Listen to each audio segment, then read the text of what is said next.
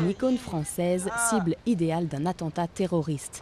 La mise en garde est venue du gouvernement américain ce week-end et a vite été relayée entre autres par la Grande-Bretagne, le Japon et la Suède.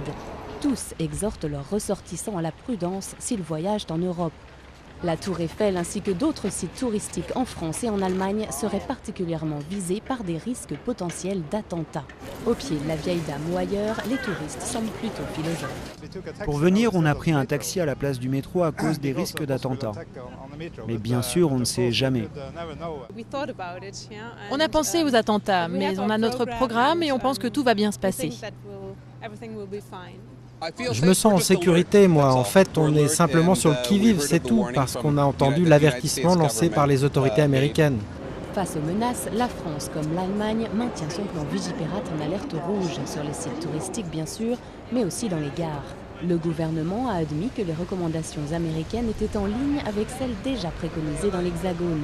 Mais du côté des professionnels du tourisme, on ne veut surtout pas être alarmiste. C'est évident qu'un drame, lui, produit des réactions très immédiates. Pour l'instant, heureusement, on n'est pas face à un drame, on est face à une menace. Et cette menace, je pense que tout le monde la prend au sérieux. Un sérieux de rigueur, car si elle persiste, la menace risque de porter un coup dur à la première destination touristique au monde.